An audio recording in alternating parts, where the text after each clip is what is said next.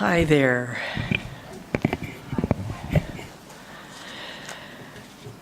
My name is Ilene Dillon. I'm here from Sacramento. My granddaughter's here from Sacramento. I'm here from the Bay Area in California. And I've been a marriage and family therapist for 42 years. I'm also a radio host, an internet radio program, and a professional speaker and author, and many, many things. I was a single parent for 20 years, and it required me finding ways to support my family, so I do everything. I used to embarrass my then teenage daughter, Liz, by talking to babies. I would find myself a 3-month-old baby, and they're very eager to get into the world, and I would hold them up and talk to them about the use of the tongue. And I would say, this is what we call a tongue. And when you can get control of the tongue, you can communicate. And since I know you want to communicate, start getting in control of the tongue. See, look what you can do. La, la, la, ta, ta, ta, da, da, da. Right? And these little babies would just be totally delighted, and they'd start rolling and lifting their tongues and drooling profusely, trying to talk. In fact, one did say dad, dad, dad, 3 months old. All right? Now, I like to do that because to me, babies are visitors. We all are visitors. And we've come to the earth, which I see as a giant school, in order to learn. We're all here as learners. And the earth is particularly well suited to us being learners because it's a concrete environment. If you haven't noticed, the minute you make a decision and it's not the right decision, you get feedback. The minute you do something in relationship to another person, like you're in a relationship with, and it doesn't work, you get feedback. You also get positive feedback, but the earth is a big school and we get feedback, so then we can see what it is that we've done, and we have an option to keep going or to make changes so that next time we do things differently. And every one of us comes, well, almost every one of us comes by way of our mother's birth canal, which is an arduous journey, worse than any that Indiana Jones ever took, right? And Ava, my granddaughter and the younger sister of Amelia, thank you, dear, she came through her mother's birth canal on July 30th, 2008, and I had the privilege of being present for the entire birth process for both Amelia and her sister. I have a wonderful daughter-in-law who invited me. And Ava had, one of the things that had happened is my daughter-in-law, Anne, had her pelvis broken a few years earlier in an accident, and though she told the doctor, somebody didn't take it into account, so that the baby was trying to come out sideways, and Ava and her mother, Anne, both worked way too long. And by the time Ava came out, she was blue and floppy and not breathing, and she had an APGAR score of 4, right? So they called in a respiration therapist, they got her breathing, they pinked her up, and then they took her to the neonatal intensive care nursery. She was the only baby there. And as they were taking her away, Anne looked at me and said, "Ilene, go with her." Now, the reason Anne did that is because Anne knew that I have a habit of orienting new babies. I tell them, this is where you are, these are the major players in your life, this is the kind of body I see you got. I orient them. And I've done it, I did it with Amelia, and I've done it with a number of babies, and I love to do that. So they attached all these sensors to Ava's toes. They were monitoring her blood saturation level and her heartbeat and her everything about her, right? Had little monitors up here too. And when they got her all set up, I went over and her hand wrapped around my pinky finger. I held it like this and I oriented her. But a couple of months earlier, I'd had Dr. Bradley Nelson, who's a chiropractor who talks about trapped emotions, on my radio program. And I got to thinking as I was there, if I had had a birth experience like Ava just had, what emotion would be trapped inside of me potentially? And I thought, man, I would not feel safe, right? I'd be afraid and I wouldn't feel safe. So I added to my orientation, and I said to her, Ava, that was a rough birth. That was a very difficult time. You almost didn't make it, but you did. You're here, and you're safe. And you never, in this lifetime, have to go through that again. You are safe. Actually, all you have to do now is come in and occupy your body. Get your air going in and out, get the blood going through your body. You know, just come in and occupy your body. Take it over. That's all you have to do right now. Now, there was a nurse sitting over in the corner with a dashboard, and she looked up at that moment and said, whatever you're doing over there, keep it up. Everything just went to normal.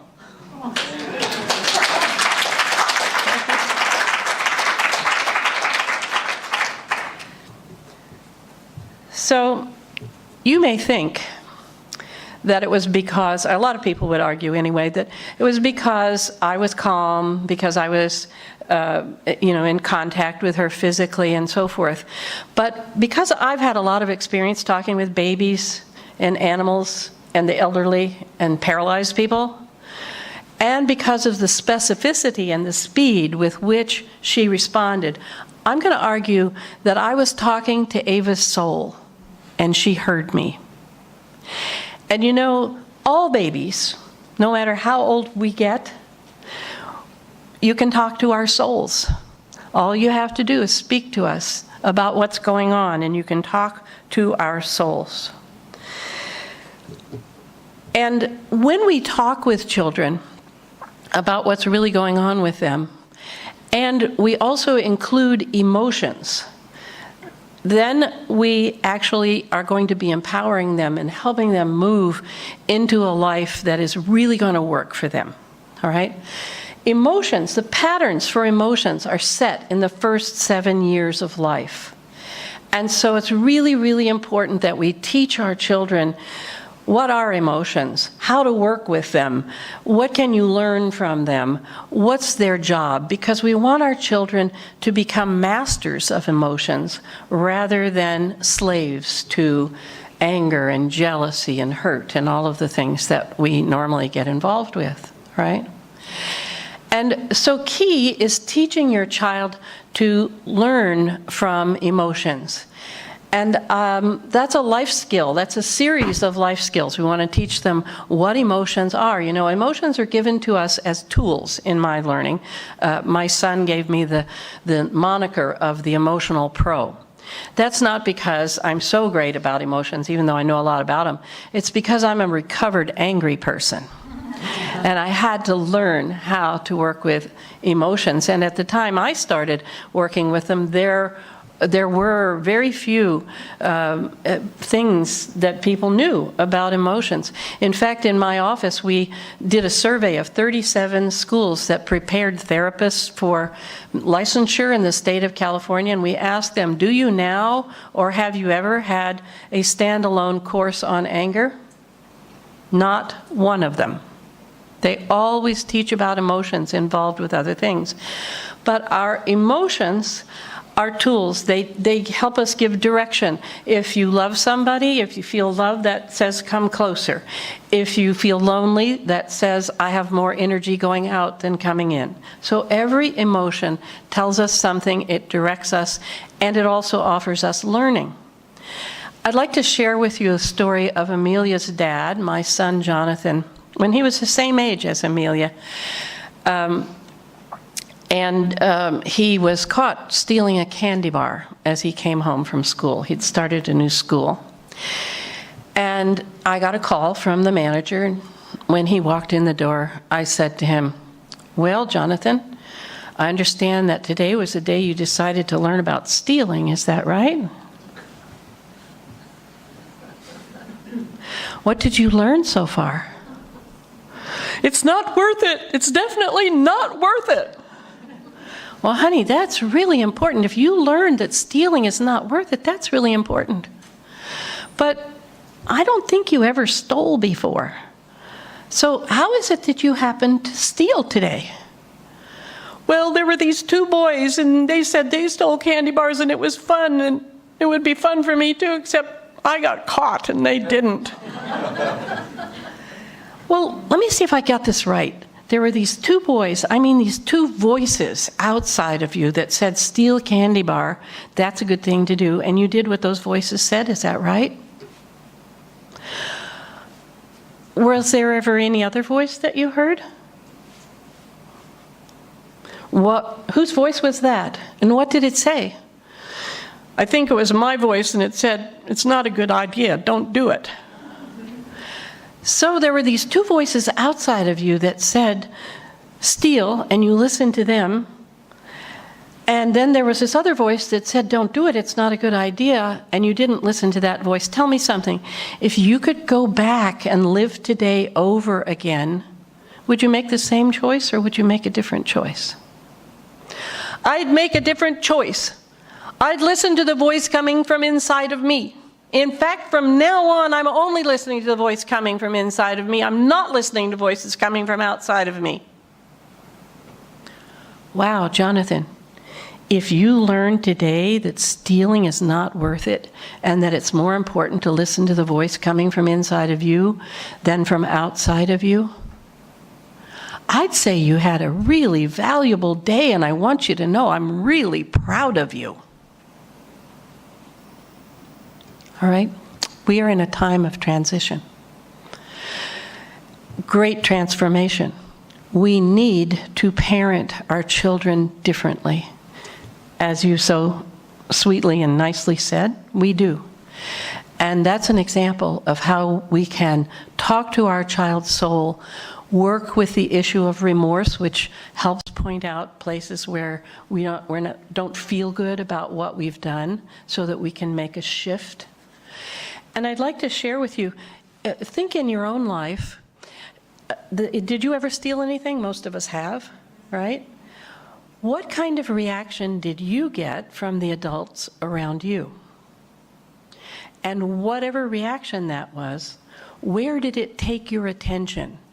Did it bring your attention to yourself or to the adult that was reacting? For most people that I've ever surveyed, the attention goes to the adult. For Jonathan, he not only was paying attention to himself, but he was developing his character. He developed ideals and principles by which he's lived. And I'd like to share with you that that was a one-time learning. I kept checking with him over the years, and by the way, he, even as a child, gave me permission to share this story. He said if it could help another kid, he'd be happy to do that. All right? So it was a one-time learning because he listened to himself and did not pay attention to voices coming from outside of him. So remorse teaches us, gives us an opportunity to say, oh, I did something and I didn't feel good about it. It's an opportunity for us to teach our children to forgive themselves, to think about how they got in the situation in the first place, and to consider what they would like to do next time, because the only time we have power is in the present, of course. So we human beings are amazing. We came here, all of us came here in order to learn. And we have emotions in our tool chest that are constantly giving us feedback. And we need to learn to listen to them, to work with them, and to learn from them. And when we do this with our children, we're going to lead them to more successful and empowered lives. And we have one other fantastic opportunity, and that is, as parents and as people who work with parents, we have the opportunity to change the course of human history. Thank you very much.